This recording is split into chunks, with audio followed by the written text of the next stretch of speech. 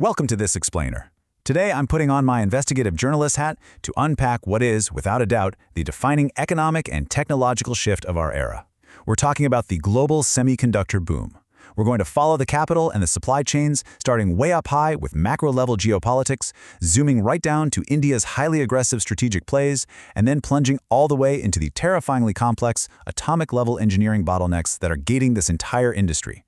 We've got a lot of ground to cover today, so let's just jump right in. Okay, let's kick things off with a truly staggering number, $13.21 billion. To put that into perspective, this is the equivalent of the 1.25 lakh crore rupee outlay for India's Semiconductor Mission 2.0. As a journalist tracking global markets right here from India, I can tell you this figure proves we are actively watching a fundamental rewiring of the global economy. Silicon is literally the new oil, and governments around the world are treating chip manufacturing as a matter of absolute national security. Here's our quick roadmap for today's explainer. 1. The global silicon race. 2. India's semiconductor mission. 3. The pick-and-shovel economy. 4. Extreme engineering bottlenecks. And finally, 5. The hardware talent paradigm. All right, Section 1, the global silicon race. We are seeing a highly coordinated wave of industrial policy.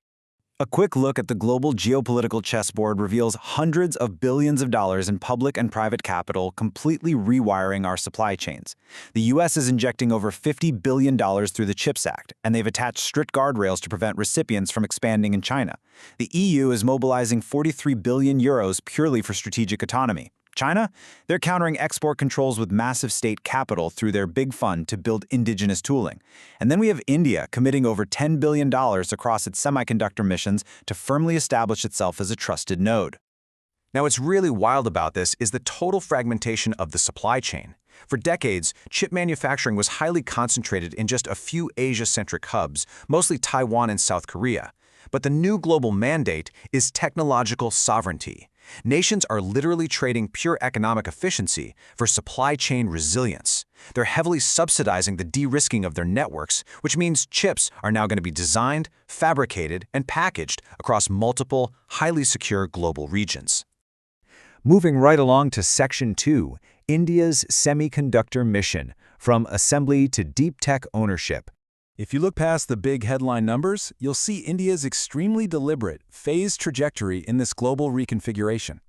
The nation didn't just wake up and try to build the most complex factories on day one.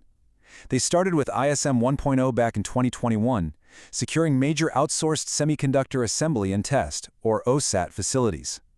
Think of the Micron and CG Semi plants in Sanad, Gujarat, which are already gearing up for commercial production.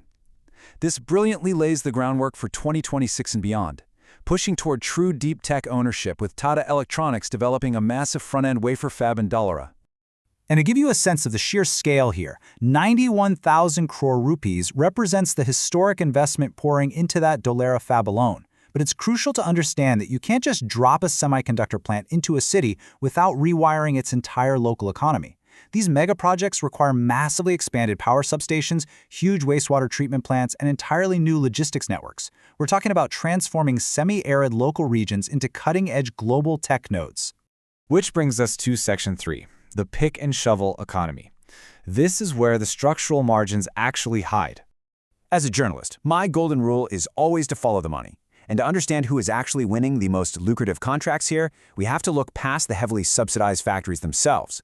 There's a massive structural difference in the upstream ecosystem. You see, foundries, the actual fabs, operate at a staggering scale and can hit great margins, but they are incredibly capital-intensive and cyclical. If a fab's utilization drops, those margins compress violently. Conversely, the suppliers, the guys selling the miraculous machines and chemicals to the fabs, they hold structurally higher, IP-rich margins. They've got extreme pricing power and recurring service revenue, making them the most structurally advantaged beneficiaries of this whole boom. Equipment makers like ASML, Applied Materials, and Lam Research are just raking in record-breaking earnings. This is driven by massive AI chip demand and the undeniable fact that every single new fab being built globally, whether it's sitting in Texas or Gujarat, desperately needs their mission-critical tools to function. Because these mega projects completely rely on a deeply integrated secondary network. We're looking at a tight oligopoly of equipment makers, plus global specialty chemical giants like BASF and Air Liquide pumping out ultra-pure gases. But this dynamic also creates massive opportunities for local players. For instance, right here in India's ecosystem, chemical companies like Sri Ganesh Remedies are scaling up to provide complex organic synthesis for photoresists. Those are the highly specialized chemicals absolutely essential for modern lithography. And the localized demand for things like ultra-pure water systems and high-reliability HVAC, it is astronomical. Okay, let's pivot to Section 4, Extreme Engineering Bottlenecks, the atomic constraints of global supply. So we've talked plenty about geopolitics and billions of dollars, but let's step away from that and drop down to the microscopic level. What is the actual physical bottleneck choking the production of semiconductor equipment? Well, it turns out it isn't just about how fast nations can pour concrete for new fabs. The true choke point is how fast companies can produce the unbelievably complex machines that actually go inside them. The supply chain for these machines is severely inelastic. There's a severe, systemic vulnerability here. You simply cannot mass-produce these components. Take extreme ultraviolet or EUV lithography. To generate the light, you need high-powered lasers from literally a single German company, Trumpf, to vaporize tiny tin droplets. For chemical deposition, you need high-vacuum valves to prevent contamination. And a single Swiss company, VAT Group, holds 60% of the entire global market. And to survive the violently hot plasma inside etching machines, you need high-purity aerospace-grade ceramics from a handful of suppliers, like Kyocera. You can't just pivot to some generic supplier for this kind of extreme engineering. To really grasp this level of precision, just consider the Bragg reflector mirrors made by Carl Zeiss for ASML's lithography machines. Because EUV light is actually absorbed by glass, they have to use mirrors made of over 100 alternating atomic layers of molybdenum and silicon. They are polished to such an impossible perfection that if the mirror were the size of a country, the tallest bump would be a single millimeter high. Let that sink in.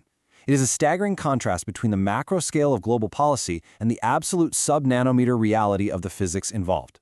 Let's look at how this builds into an actual functioning machine. Take the Heine maglev wafer stage. This allows for vastly sharper light focus to print microscopic features.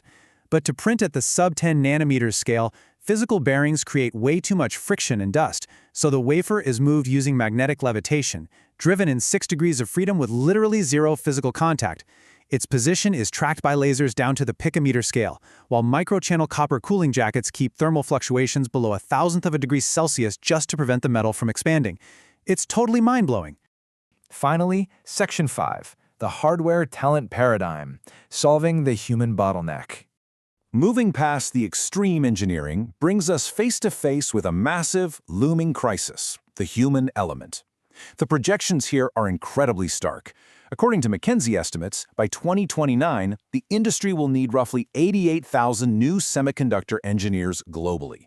But even after accounting for planned training initiatives, we're looking at a projected shortfall of at least 59,000 workers. The capital is absolutely there, but the human resources, that's a huge red flag. And the research reveals something super fascinating. We aren't just hunting for traditional software developers or even pure electrical engineers anymore. The talent paradigm has completely shifted. Because these fabs are essentially giant, ultra-precise mechanical organisms, the most critical disciplines right now are highly varied.